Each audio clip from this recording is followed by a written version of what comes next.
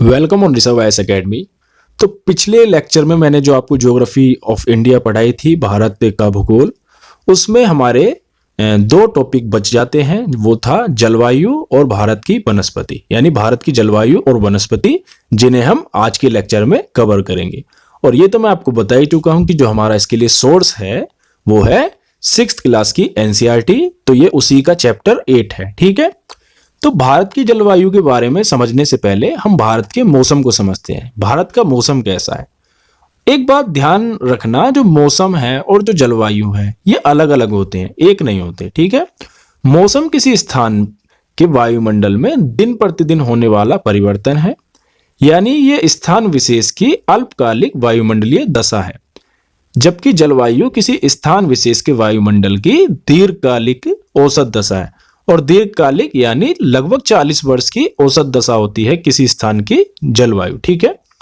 भारत में मौसम की बात करें तो सामान्यतः भारत में 4 मुख्य मौसम हैं। कौन कौन से? दिसंबर से फरवरी तक का ठंडा मौसम होता है, यानी कि शीतकाल। मार्च से मई तक का गर्म मौसम होता है, यानी ग्रीष्मकाल। और जून से सितंबर तक का दक्षिण पश्चिम मानसून का मौसम होता है ना। और अक्टूबर से नवंबर में लौटते मानसून का मौसम होता है, जिसे हम शरद ऋतु भी कहते हैं। अब थोड़ा सा इन मौसम को भी जान लेते हैं, मौसम के बारे में। तो शीत ऋतु, ये ठंड में, ये बताया मैंने आपको, दिसंबर से आपका फरवरी तक का ये मौसम होता है। और इसमें जो सूर्य की किरणें होती हैं वो सीधी नहीं पड़ती भारत पे, तिरछी हो जाती हैं, क्योंकि सूर्य उस समय मकर रेखा पर होता है, जिससे उत्तर भारत में तापमान काफी कम हो जाता है ना। ग्रीष्म ऋतु की बात करें तो इसका जो समय है वो है मार्च से मई तक का। तो इसमें जो सूरज होता है वो कर्क रेखा पर होता है, तो सूरज की किरणें सीधी पड़ती हैं, जिससे भारत में जो है गर्मी बढ़ जाती है। और दिन के समय काफी शुष्क और गर्म हवा चलती है, जिन्हें लू कहते हैं, है ना। फिर दक्षिण पश्चिम मानसून या वर्षा का मौसम। अब मानसून को थोड़ा समझते हैं। अगर भारत की कभी भी आप जलवायु पढ़ोगे या मौसम पढ़ोगे तो उसमें मानसून एक विशेष टॉपिक है और बहुत ही महत्वपूर्ण टॉपिक है। तो पहले समझते हैं कि मानसून भारत में आता कैसे है। ऐसा होता है, जो पवन होती है, हवा होती है, वो हाई प्रेशर से लो प्रेशर की तरफ चलती है। हाई प्रेशर कहाँ होता है? जहां ठंडा इलाका होता है। लो प्रेशर कहाँ होता है? जहां गर्म इलाका होता है। तो गर्मी के समय में क्या होता है, जो भारत का स्थल है, स्थल खंड है, वो गर्म हो जाता है, तो यहाँ लो प्रेशर बन जाता है।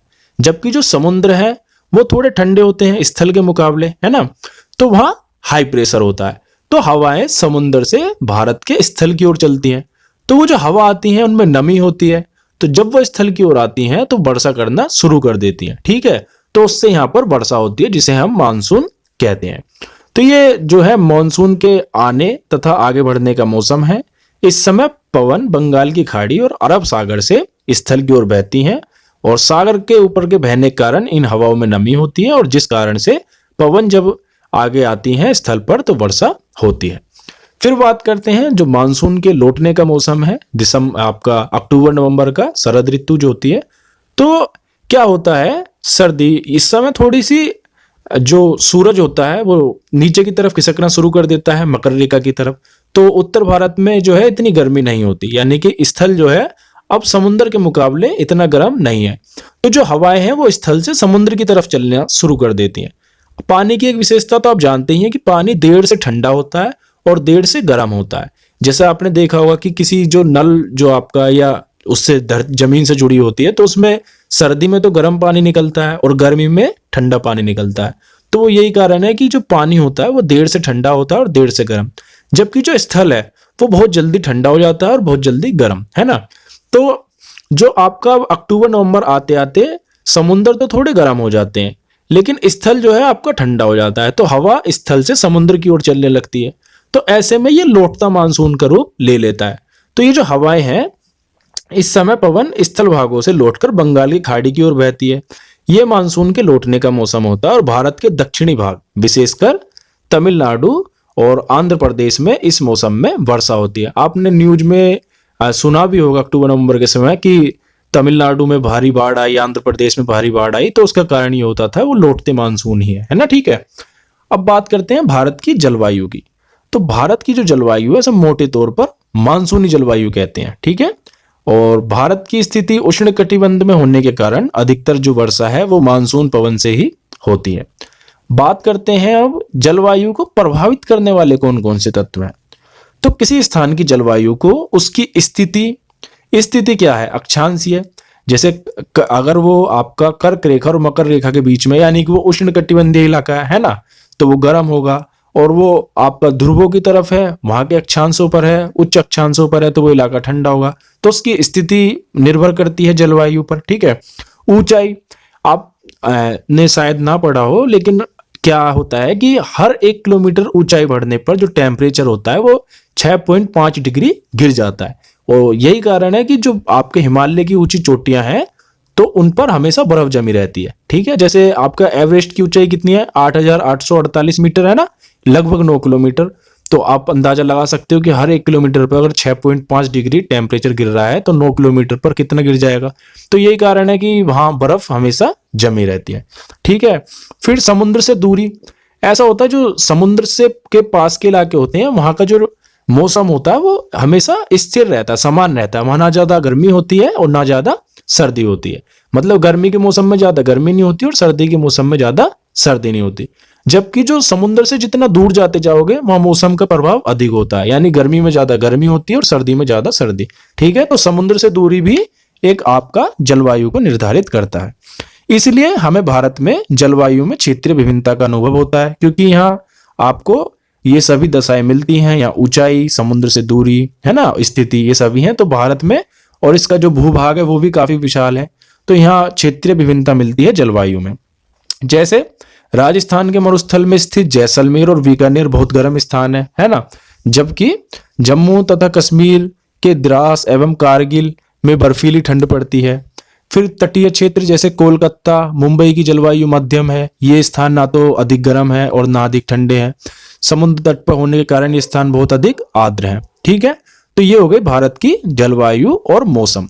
अब बात करते हैं भारत की प्राकृतिक वनस्पति की, ठीक है, वेजिटेशन जो है, इंडियन वेजिटेशन। तो घास, झाड़ियां तथा पौधे जो बिना मनुष्य की सहायता के उपजते हैं उन्हें प्राकृतिक वनस्पति कहते हैं, ठीक है।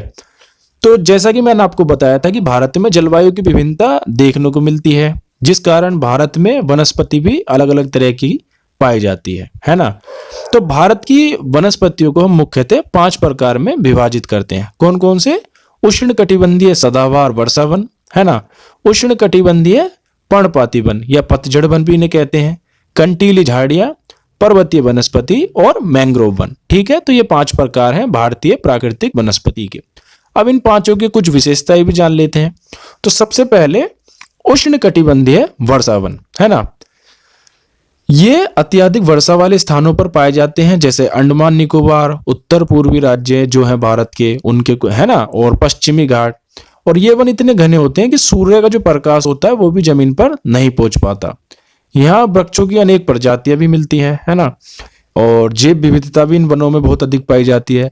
ये वन जो होते हैं वो वर्ष के अलग अलग समय पर अपनी पत्तियां गिराते हैं। तो यही कारण है कि ये हमेशा हरे भरे दिखाई देते हैं, क्योंकि एक साथ अपनी पत्तियां नहीं गिराते, अलग अलग समय पर पत्तियां गिराते हैं, और जिस कारण इन्हें सदाबहार वन कहते हैं। अगर इनके मुख्य वृक्ष की बात करें उष्णकटिबंधीय वर्षा वन या सदाबहार वन की, तो वो है महोगनी, एवोनी और रोजवुड, ठीक है। अब बात करते हैं उष्णकटिबंधीय पर्णपाती वन या पतझड़ वन। तो हमारे देश के बड़े भाग में ये वन मिलते हैं। इन वनों को मानसूनी वन भी कहते हैं और ये कम घने होते हैं और वर्ष के एक निश्चित समय पर ये अपनी पत्तियां गिरा देते हैं। इन वनों में मिलने वाले प्रमुख पेड़ हैं साल, सागौन, पीपल, नीम, शीशम, ठीक है। और ये कहाँ मिलते हैं? मध्य प्रदेश, उत्तर प्रदेश, बिहार, झारखंड, छत्तीसगढ़, महाराष्ट्र, इनके कुछ भागों में पाए जाते हैं। अगली हमारी जो वनस्पति है का प्रकार है वो है कंटीली झाड़ियां। तो इस प्रकार की वनस्पति देश के शुष्क भागों में पाई जाती है और पानी की क्षति को कम करने के लिए इनकी पत्तियों में बड़े बड़े कांटे होते हैं। और इनके महत्वपूर्ण वृक्ष की बात करें तो वो है कैक्टस, खेर, बबूल, कीकड़ इत्यादि, ठीक है। और ये कहाँ पाए जाते हैं? राजस्थान, पंजाब, हरियाणा, पश्चिमी घाट के पूर्वी ढाल, ठीक है, और गुजरात में, है ना। अब हमारा जो अगला प्रकार है वो है पर्वतीय वनस्पति। तो पर्वतों में ऊंचाई के अनुसार वनस्पतियों के विभिन्न प्रकार मिलते हैं। समुद्र तल से 1500 मीटर से 2500 मीटर की ऊंचाई के बीच पेड़ों का आकार शंक्वाकार होता जाता है और ये पौधे शंकुधारी वृक्ष कहे जाते हैं। प्रमुख वृक्ष की बात करें तो वो है चीड़, पाइन, देवदार। ठीक है। अगला प्रकार है हमारा पांचवा मैंग्रोव वन। तो मैंग्रोव वन जो होते हैं वो खारे पानी में हो जाते हैं। ठीक है। तो खारे, और ये आपका तटीय भाग में ज्यादातर पाए जाते हैं, जो समुद्र से लगा हुआ भाग होता है स्थल का, वहां। तो मुख्यतः पश्चिमी बंगाल के सुंदरवन तथा अंडमान एवं निकोबार द्वीप समूह में पाए जाते हैं। सुंदरी इस प्रकार के वनों की महत्वपूर्ण प्रजाति है और इसी प्रजाति के नाम पर सुंदरवन नाम पड़ा है। ठीक है। तो हमारा जो ये चैप्टर 8 है और ये जो भारत की जलवायु और भारत की वनस्पति यहीं पर समाप्त होता है। ठीक है। तो ऋषभ आईएएस एकेडमी की तरफ से आपको भूगोल समझाने के लिए जो सीरीज शुरू की गई थी उसका आखिरी चैप्टर यानी चैप्टर 8 समाप्त होता है। आपको ये सीरीज कैसी लगी जरूर बताएं, लाइक करें, सब्सक्राइब करें और जुड़ जाएं हमारे साथ। धन्यवाद।